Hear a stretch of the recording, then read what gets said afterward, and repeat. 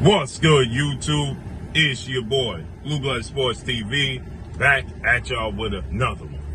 So everybody continues to discuss and say and mention that the pound for pound king, 4-division world champion, superstar boxer, undisputed 2-division world champion, and the reigning WBA junior middleweight world champion, Terence Bud Crawford, who is 41 wins, no losses, no draws, 31 wins by way of knockout.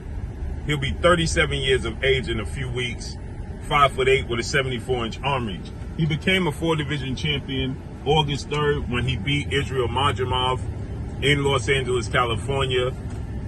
And everybody's speculating what's next for Terence Bud Crawford. And now you have a plethora of reports and rumors that Terence Bud Crawford, if he can't secure a major fight with 4-division world champion, Mexican superstar boxer who's one of the faces of the sport of boxing, and former undisputed super middleweight world champion, Saul Canelo Alvarez, who has 61 wins, 2 losses, 2 draws, 39 wins by way of knockout. He has a fight coming up September 14th, Mexican Independence Day weekend, next Saturday, against Puerto Rican star title contender, undefeated Edgar Berlanga.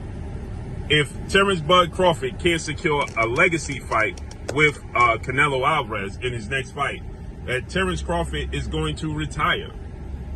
Mainly you have coming out most recently is Israel Madrimov's promoter, who would like him to retire, and that's Eddie Hearn. Eddie Hearn promoted Israel Madrimov, Kell Brook, and Ricky Burns. 3 fighters that Terence Bud Crawford beat, right?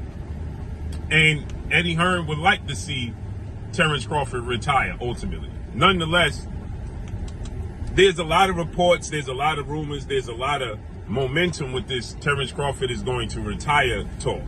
So under a post, Terence Crawford puts up a post, and in his post, fans are saying, hey, it's time for you to get that undisputed title at 154. And Terence Crawford agrees.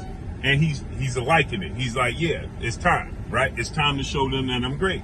Now, we know Terence Crawford is the mandatory challenger for the WBO title that's held by currently the unified junior middleweight champion, the Tall Wing Inferno, Sebastian Fundora, who holds the WBO and the WBC title, right? And so he's the mandatory because he petitioned to be the mandatory for that belt before he even fought Madrimov. But they allowed Tim Tszyu, who was the title holder at the time, to have a voluntary defense. So Tim Tszyu was going to fight Keith Thurman in a voluntary defense and then have to fight Terence Crawford after. But Keith Thurman tore his bicep. Tim Tszyu then fought Sebastian Fundora, who was fighting for the vacant WBC title that was vacated by Jermell Charlo. And then Tim Tszyu lost to Sebastian Fundora. So Fundora inherited Terence Crawford as his mandatory. And so with that said, even though Terence Crawford beat Israel Madrimov for the WBA, it was essentially supposed to be for the vacant WBO and the WBA title. But since Tim Tszyu lost to Fundora, and then Fundora cited an injury as to why he couldn't satisfy his mandatory, then they allowed Fundora time. But now they gave Terence Crawford and Fundora 30 days. Last week they gave him 30 days to come to an agreement, right? And so with that said, Fundora was expected to vacate the title, okay? And then he was expected to vacate the title and then fight Errol Spence. But Fundora now has since changed his mind and said, no, he's just going to go ahead and fight Terence Crawford in December in the unification, which means that now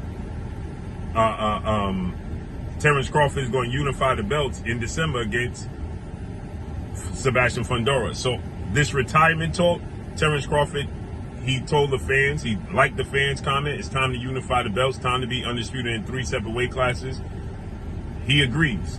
So all the retirement talk, put it to bed.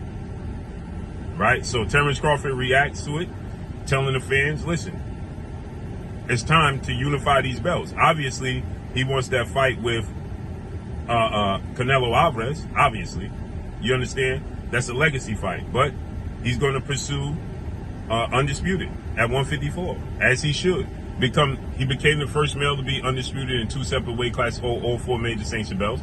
Now he can become the first male to become undisputed in 3 separate weight classes, and the first fighter overall, because Clarissa Shields did it first. So let's see how this unfolds and plays out, man. But that's all I got for y'all. Make sure you hit the like button, drop a comment in the comment section. Let me know what y'all think. Follow me on Instagram at Blue Blood Sports TV, all one word. I'm gone. Peace.